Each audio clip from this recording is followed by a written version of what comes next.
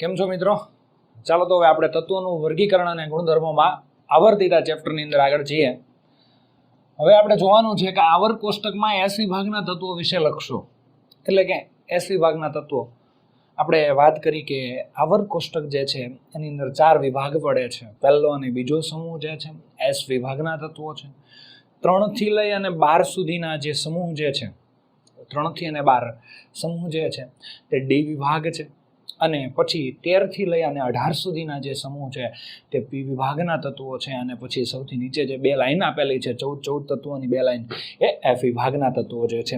આટલી વાત થઈ ગઈ છે દોસ્તો. આપણે ડી વિભાગના તત્વોને સંક્રાંતિ તત્વો પણ કહે છે અને F વિભાગના તત્વોને આંતર સંક્રાંતિ તત્વો પણ કહે છે.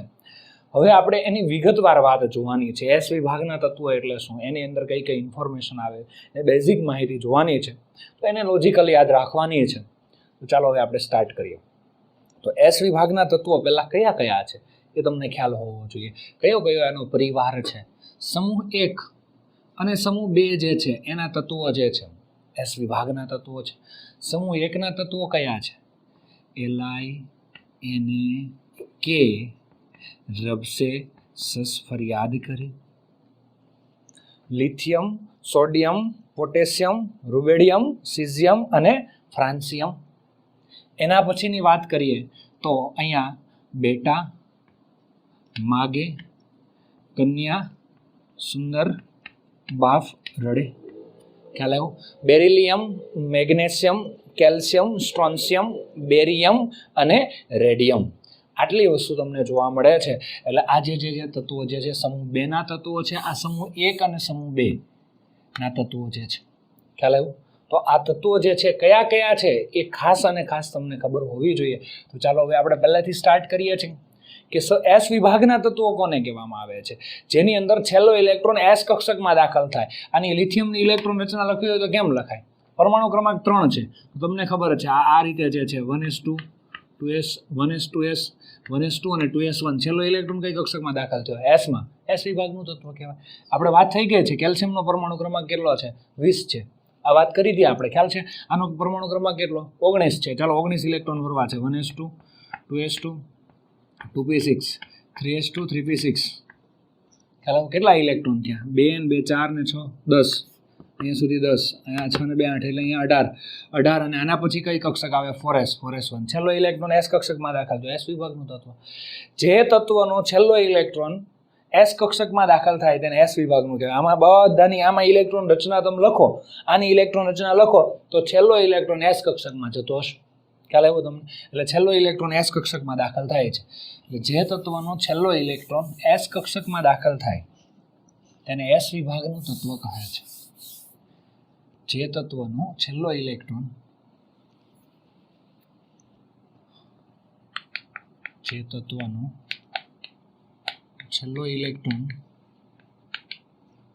S કક્ષકમાં દાખલ થાય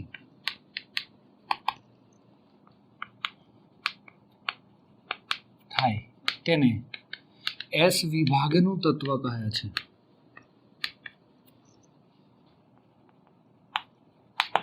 એને શું કહીશું આપણે? S વિભાગનું તત્વ કહે છે. છેલ્લો ઇલેક્ટ્રોન S કક્ષકમાં દાખલ થાય તો એને આપણે S વિભાગનું તત્વ કહીએ છીએ. ચાલો આગળ જોઈએ કે એની ઇલેક્ટ્રોન રચનાને બધી કઈ રીતના છે.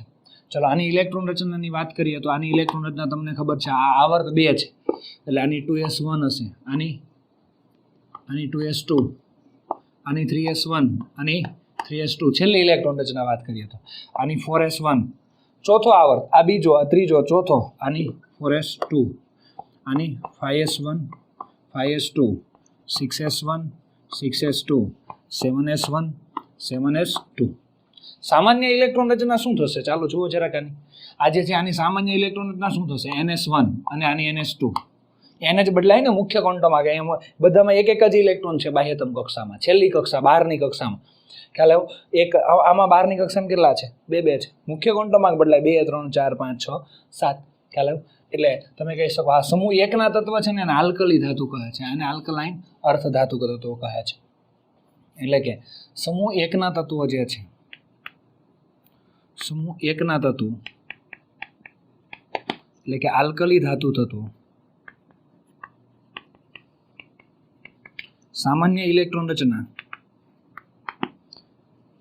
NS1 છે, કઈ છે NS1, અને સમૂહ 2 ના તત્વો, સમૂહ 2 ના તત્વોની એટલે કે આલ્કલાઇન અર્ધધાતુ તત્વો, આલ્કલાઇન અર્ધધાતુ તત્વો સામાન્ય ઇલેક્ટ્રોન રચના NS2 છે, આની સામાન્ય ઇલેક્ટ્રોન રચના NS1 છે, અને આની સામાન્ય ઇલેક્ટ્રોન રચના NS2. N એટલે મુખ્ય ક્વોન્ટમાર્ક બદલાય 2 3 4 એ જ બદલાય છે ખાલી, ખ્યાલ આવ્યો? એટલે હવે આપણે આની લાક્ષણિકતાની વાત કરવાની છે દોસ્ત. આ ઇન્ફોર્મેશન આપી, હવે આની લાક્ષણિકતા કઈ કઈ છે, કેવા લક્ષણો કેવા છે, લક્ષણ કેવા છે આના, ખ્યાલ આવ્યો ને? તો આની બાહ્યતમ કક્ષામાં એક ઇલેક્ટ્રોન છે. ઉદાહરણ તરીકે આ બાહ્યતમ કક્ષા એટલે ફરી એક વખત કહું તમને, ધારો કે આનો પરમાણુ ક્રમાંક 19 છે, તો 19 ઇલેક્ટ્રોન ભરવા છે. તો હમણાં ઇલેક્ટ્રોન રચના લખી હતી 1s2 2s2 2p6 3s2 3p6 અને 4s1. આ પોટેશિયમની ઇલેક્ટ્રોન રચના છે, પરમાણુ ક્રમાંક 19 છે. તો એને આપણે આવી રીતે રિપ્રેઝન્ટ કરવા હોય, પહેલી કક્ષા, બીજી કક્ષા, ત્રીજી કક્ષા અને ચોથી કક્ષા, ખ્યાલ આવ્યો? તો પહેલી કક્ષામાં કેટલા ઇલેક્ટ્રોન છે 1s2, પછી 2s2 2p6, બીજી કક્ષા બીજો મુખ્ય ક્વોન્ટમાર્ક n બરાબર 2 માં કેટલા છે 8, પછી 3 3s2 અને 3p6, જો આગળ 3 એટલે મુખ્ય ક્વોન્ટમાર્ક 3 નંબર, પછી 4s1. હા, એટલે સૌથી છેલ્લી 12ની કક્ષા આ કહેવાય, બાહ્યતમ કક્ષા કહેવાય. એમાં કેટલા ઇલેક્ટ્રોન છે, ખ્યાલ આવ્યો? 1. હવે હું કેલ્શિયમની વાત કરું તો પરમાણુ ક્રમાંક 20 છે, કેલ્શિયમનો પરમાણુ ક્રમાંક કેટલો છે 20 છે. તો અહીંયા કેટલા થઈ ગયા 20 ઇલેક્ટ્રોન થયા, તો અહીંયા શું આવશે 2. તો બાહ્યતમ કક્ષામાં કેટલા, સૌથી બહારની લાસ્ટ કક્ષામાં કેટલા ઇલેક્ટ્રોન થયા 2. આને બાહ્યતમ કક્ષા કહેવાય, ખ્યાલ આવ્યો? આ જે છે એને બાહ્યતમ કક્ષા કહેવાય. ચાલો, તો બાહ્યતમ કક્ષામાં કેટલા ઇલેક્ટ્રોન છે, આમાં 2 જ. તો એ 2 ઇલેક્ટ્રોનની આપણે વાત થઈ. તો આવી રીતે સમૂહ 1 ના તત્વો છે, સમૂહ 1 ના તત્વો છે એની બાહ્યતમ કક્ષામાં 1 ઇલેક્ટ્રોન, અને સમૂહ 2 ના તત્વો છે એની બાહ્યતમ કક્ષામાં 2 ઇલેક્ટ્રોન. એટલે પહેલી વાત કરીએ લાક્ષણિકતામાં, પહેલી સમૂહ 1 ના તત્વો સંયોજકતા કક્ષામાં, સંયોજકતા કક્ષા એટલે કે બાહ્યતમ કક્ષામાં 1 ઇલેક્ટ્રોન છે. આથી તે 1 ઇલેક્ટ્રોન ગુમાવી અને +1 સંયોજકતા ધરાવે છે, એટલે +1 સંયોજકતા ધરાવે છે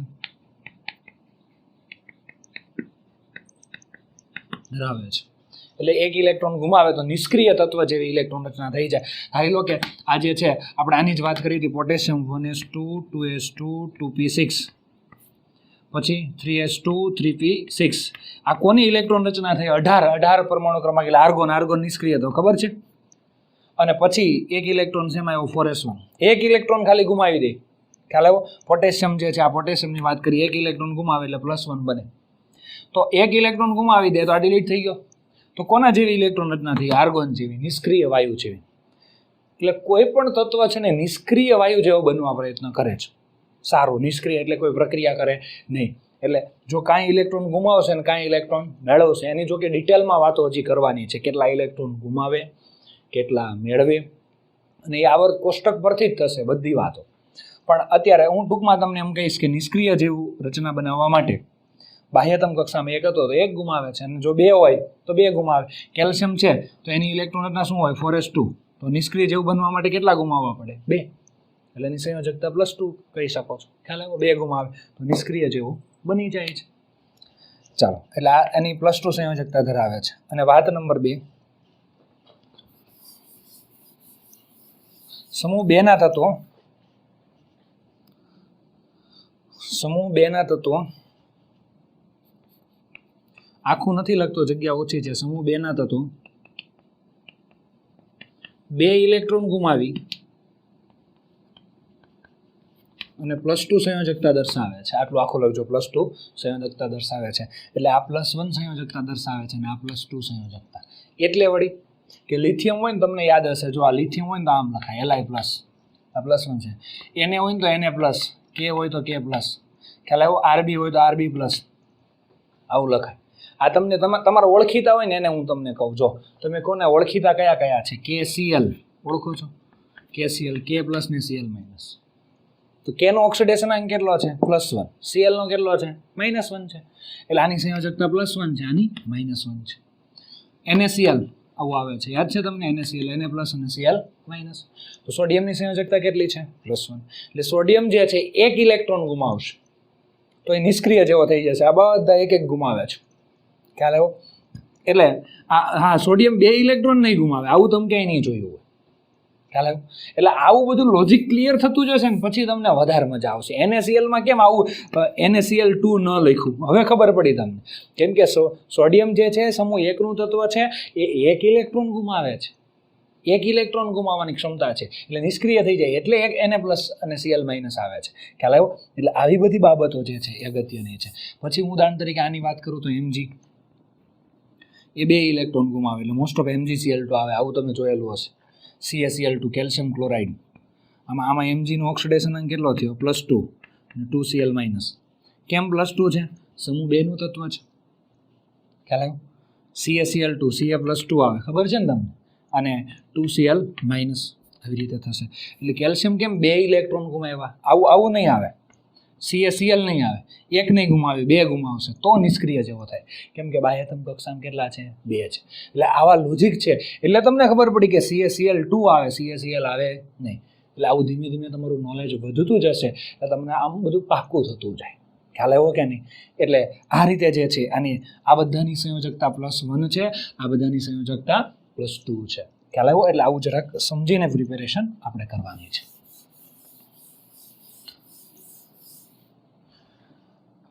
ચાલો દોસ્તો, હવે આગળ જો આપણે વાત કરીએ તો આની અંદરથી તમને આપ્યું છે એમાં સમૂહ 2 ના તત્વો +2 ઓક્સિડેશન +2 ધરાવે છે.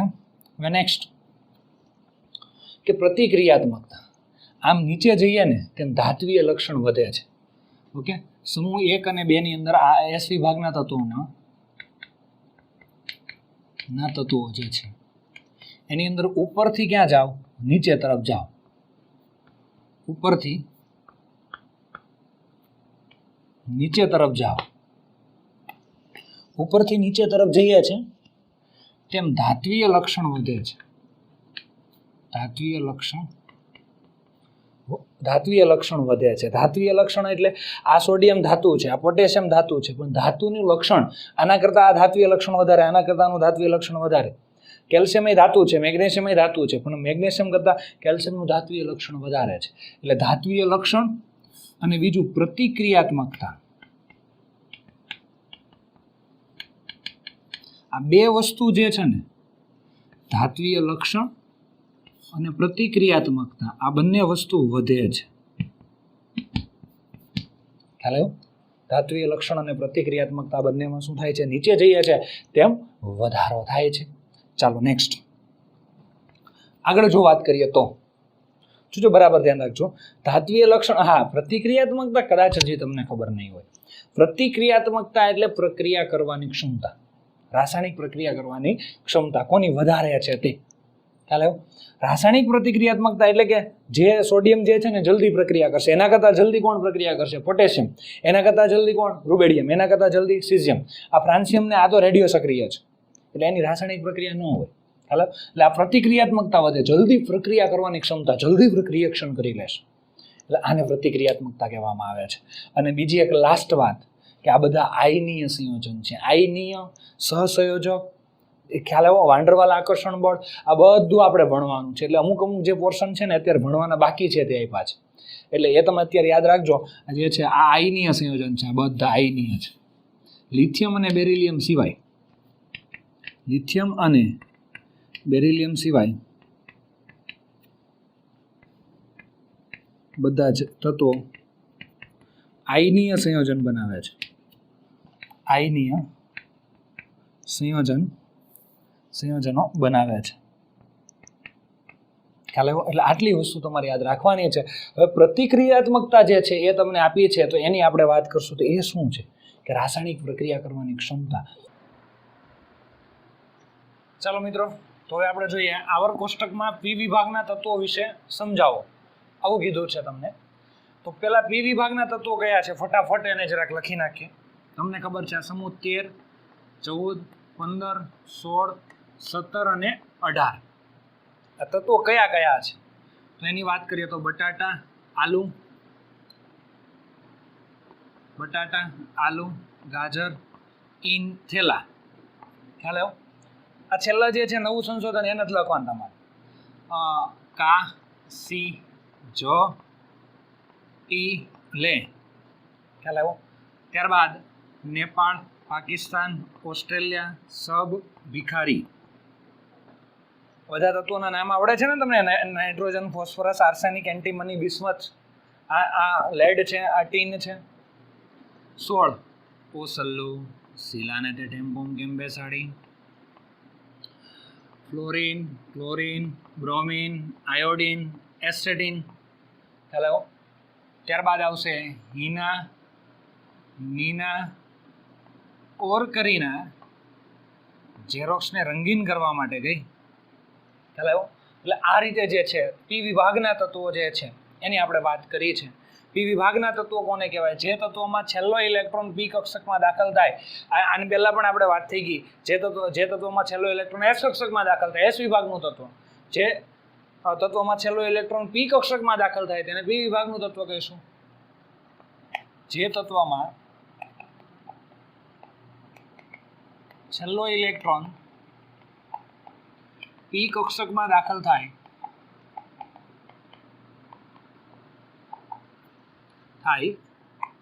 તેને પી વિભાગનું તત્વ કહે છે.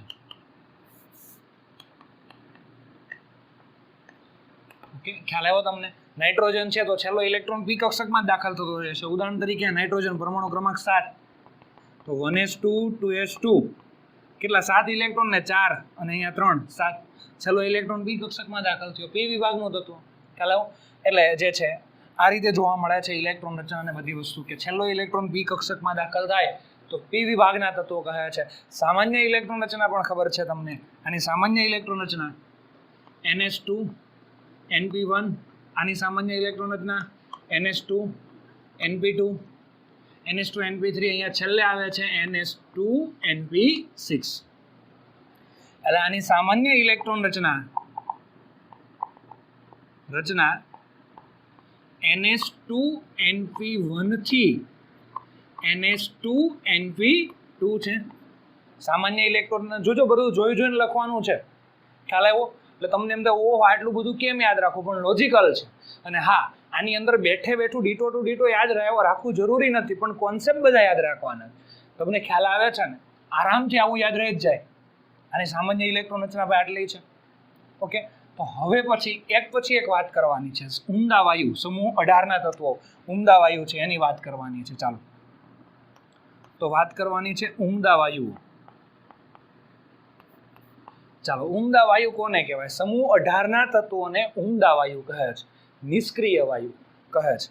સમૂહ 18 ના તત્વોને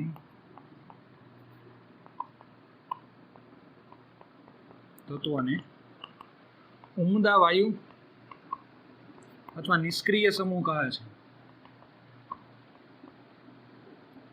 સમૂહના તત્વો કહે છે. ચાલો, એની સામાન્ય ઇલેક્ટ્રોન રચના શું છે? NS2 NP6.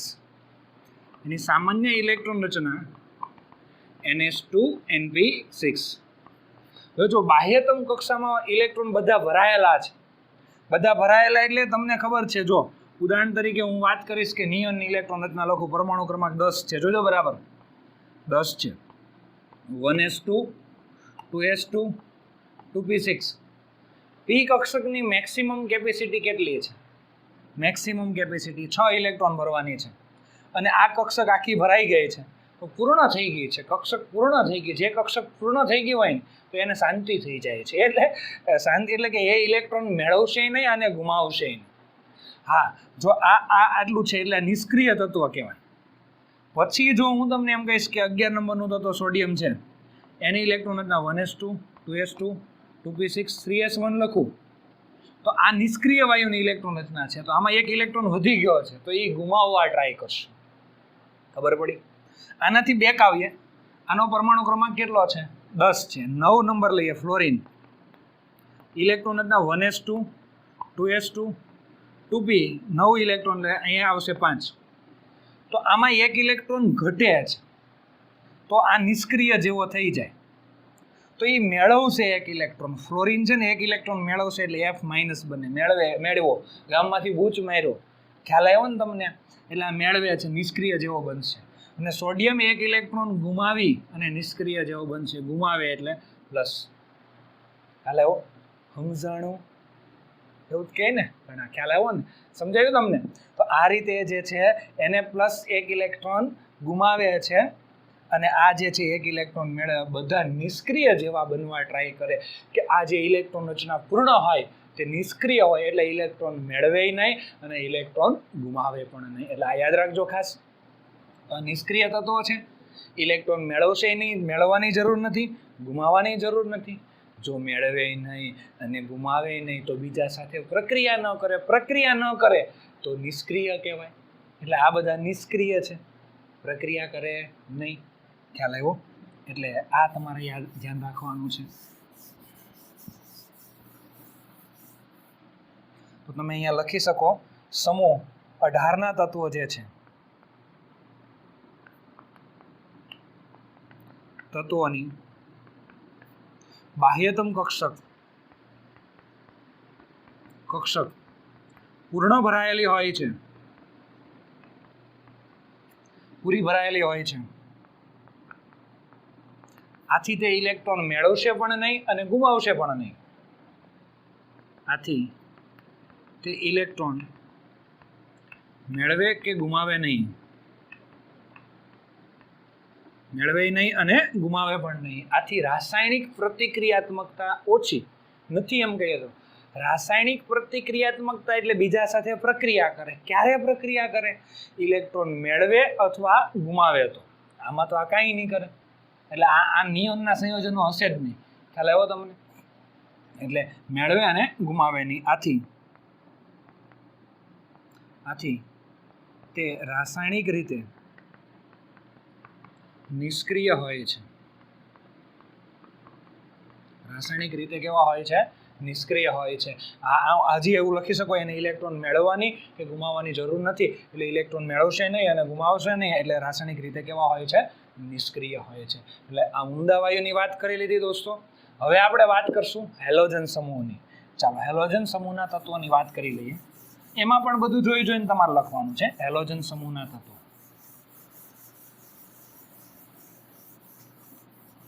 ચાલો હેલોજન સમૂહના તત્વોમાં શું આવશે? હેલોજન સમૂહ 17 ના તત્વો છે એ હેલોજન સમૂહના તત્વો છે. સમૂહ 17 ના તત્વો જે છે, તત્વોને હેલોજન સમૂહ તત્વો કહે છે. એની સામાન્ય ઇલેક્ટ્રોન રચના શું છે? NH2NV5. NH2NV5. એક ઇલેક્ટ્રોન ઘટે છે 6 થવા માટે. સામાન્ય ઇલેક્ટ્રોન રચના છે NH2NV5. એક ઇલેક્ટ્રોન મેળવી લે નિષ્ક્રિય જેવો થઈ જાય કે નહીં? ઓકે, એટલે આ બધા તત્વો એક ઇલેક્ટ્રોન મેળવી અને નિષ્ક્રિય વાયુ જેવો બનાવે છે. એટલે આ બધા જ તત્વો એક ઇલેક્ટ્રોન મેળવી નિષ્ક્રિય વાયુ જેવી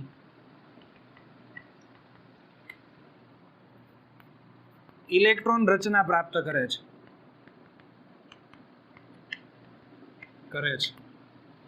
અને બીજો એક મુદ્દો આપ્યો છે જે ભણવાનું બાકી છે, એટલે તમને નહીં ખબર પડે. એની ઇલેક્ટ્રોન પ્રાપ્તિ એન્થાલ્પીનું ઋણ મૂલ્ય વધુ છે.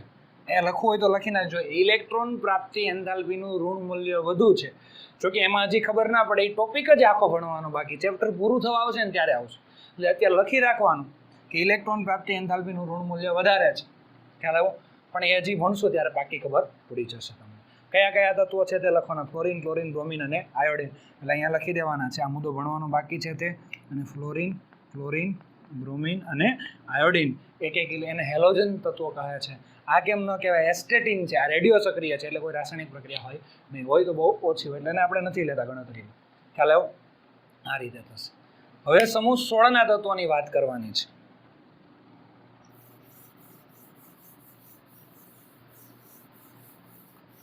આમ જોવો ને એકવાર લોજિક પકડાઈ ગયું ને તો પેલા જે 17 માં લખ્યું એ જ 16 માં થોડુંક નામ અલગ.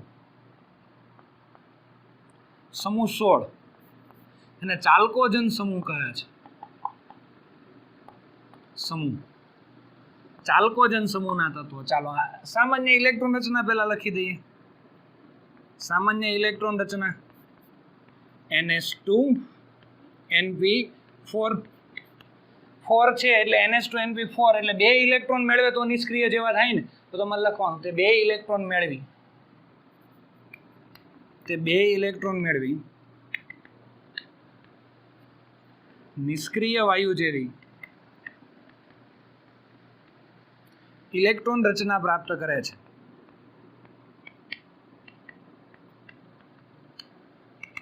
કોના જેવી? નિષ્ક્રિય વાયુ જેવી ઇલેક્ટ્રોન રચના પ્રાપ્ત કરે છે 2 ઇલેક્ટ્રોન મેળવી. અને એક મુદ્દો એમાં પણ છે જે પહેલામાં હતો તે ઇલેક્ટ્રોન પ્રાપ્તિ એન્થાલ્પીનું ઋણ મૂલ્ય વધુ છે. અહીં લખી દેજો ઇલેક્ટ્રોન પ્રાપ્તિ એન્થાલ્પીનું ઋણ મૂલ્ય વધારે છે, જે ભણવાનું બાકી છે. કયા કયા તત્વો આવે છે નામ લખી દેવાનું. ઓક્સિજન, સલ્ફર, સેલેનિયમ, ટેલ્યુરિયમ અને પોલોનિયમ. આ ન લખો ચાલે, રેડિયો સક્રિય છે, રાસાયણિક પ્રક્રિયા બહુ ઓછી હોય. ખ્યાલ આવ્યો? અને સમૂહ 15 ના તત્વો એક્સ્ટ્રા લખવું હોય તો નિક્ટોજન સમૂહ. નિક્ટોજન મેં લખાવ્યું હતું તમે નિક્ટોજન. ખ્યાલ આવ્યો? એટલે જે છે નિક્ટોજન સમૂહ. પી સાયલેન્ટ છે એટલે નિક્ટોજન નહીં કહેતા. ખ્યાલ આવ્યો ને? નિક્ટોજન સમૂહના તત્વો જે છે એ જે આ સમૂહ 15 ના તત્વો સામાન્ય ઇલેક્ટ્રોન રચના લખવી તો લખી શકો. અને હજી એક બહુ મોસ્ટ ઇમ્પોર્ટન્ટ વસ્તુ, હજી એક મુદ્દો તમારે લખવાનો, ધાત્વીય ગુણધર્મ. છેલ્લો મુદ્દો ધાત્વીય ગુણધર્મ.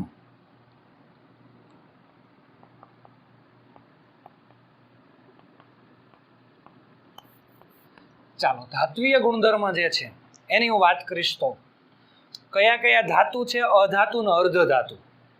જોજો બરાબર કોણ ક્યાં આવે છે, બહુ અગત્યનું છે. આ ઝીગઝાગ તમને ખબર હોવી જોઈએ. આ જે છે ને CJ silicon germanium, arsenic antimony, tellurium polonium, આ જે છે ને અર્ધ ધાતુ છે. આપણે વાત થઈ હતી એક વખત અર્ધ ધાતુ. આ બધી જે છે ને નીચે વાળી છે ને આ બોરોન છે ને વિશિષ્ટ ધાતુ છે, વિશિષ્ટ છે. એટલે ઘણી વખત આમાં અર્ધ ધાતુમાં આપ્યું હોય, ઘણી વખત ધાતુમાં આપ્યું હોય. સોરી, બોરોન વિશિષ્ટ ધાતુ છે. એટલે આ અહીંયાથી ખાસ મેન સ્ટાર્ટ થાય છે. આ અર્ધ ધાતુ છે. આ બધી છે ને આ નીચે વાળી એલ્યુમિનિયમ, ગેલિયમ, ઇન્ડિયમ, ટીન, આ બધી ધાતુ છે. આ બધી ધાતુ અને એલ્યુમિનિયમ ધાતુ છે. આને તમે ઓળખો છો. અધાતુ કોણ છે? કાર્બન અધાતુ, નાઇટ્રોજન અધાતુ, ઓક્સિજન, ફોસ્ફરસ, ક્લોરિન. આ ઉપરનું જે છે ને આ ઝીગઝાગની ઉપરનું આ તમે જોઈ શકો. આવું લોજિકલ યાદ રાખવાનું. ઉપરનું અધાતુ. તો હવે 2 કામ કહેવાના છે એ તમે ઓટોમેટિક કહી દેશો. જો આ હેમાં આવે અધાતુમાં, આ ધાતુમાં, આ બેન વચ્ચે આવે. બેન લક્ષણો ધરાવે. થોડાક ધાતુ નહીં હોય ને થોડાક અધાતુ નહીં, એટલે અર્ધ ધાતુ 50-50. ખ્યાલ આવ્યો ને? અમારા કોલેજમાં એક સ્ટુડન્ટ હતો.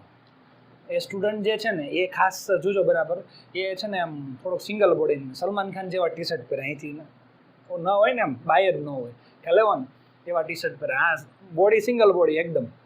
અને પછી પાછો હાથમાં બુક રાખે લેડીઝની જેમ. આટલી બધી બુકો હોય. છોકરીઓ રાખે ને એમ જેમ આમ બુક લઈને જાય.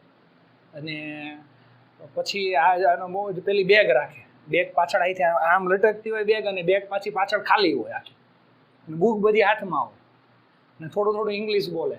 એટલે આપણે તમને જ ખબર છે, આપણે બધા જે થોડું આખું બોલે તો વાંધો નહીં, પણ થોડું બોલે તો આપણે બધું પબ્લિક હેરાન તો બહુ કરે. બધા હેરાન કરે એટલે જસ્ટ શટ કે છોકરીઓના લક્ષણ ઘણા ખરા. ખ્યાલ આવ્યો ને? એટલે આમ છોકરીઓને જેમ બુક લઈને જાય ને આવું બધું. એટલે બધા એનું નામ 50 પાડી દીધું. 50-50, બે 50-50%. ખ્યાલ આવ્યો? એટલે આ જે છે આનું કામ એવું છે. આનું જે છે અધાતુ છે અને આ ધાતુ છે. તો અર્ધ ધાતુમાં આવશે બેયનું 50-50 છે. ખ્યાલ આવ્યો ને તમને? એટલે આવું જે છે. તો હવે મને એમ કહો, 2 વાત અહીંયા લખવાની છે. આવર્ત છે, આ સમૂહ છે. આવર્તમાં ડાબી બાજુ જમણી બાજુ જઈએ, આ ડાબાથી જબા જઈએ તો કયો ગુણધર્મ વધે? અહીંયા વચ્ચે લઈએ ને તો સારું પડે. આ ધાતુ, અર્ધ ધાતુ અને અધાતુ. તો આમ જઈએ ને તેમ ધાતુમાંથી અધાતુ, અર્ધ ધાતુ ને અર્ધ ધાતુમાંથી અધાતુ. એટલે અધાત્વીય ગુણધર્મ વધે. એટલે આવર્તમાં ડાબાથી જબા તરફ જતા અધાત્વીય ગુણધર્મ વધે છે. કયો? અધાત્વીય. અધાતુનું પ્રમાણ વધતું જાય. આ ધાતુ, અર્ધધાતુ અને અધાતુ, આમ જાવ તેમ અધાત્વીય ગુણધર્મ વધે. હવે તમે જ કહી દેશો મને, અહીંયા વચ્ચેનું ઉદાહરણ લઈને તો સારું પડશે. ચાલો, અધાતુ છે, અર્ધધાતુ છે અને આ ધાતુ છે. સમૂહમાં ઉપરથી નીચે જઈએ, સમૂહમાં ઉપરથી નીચે તો શું થાય?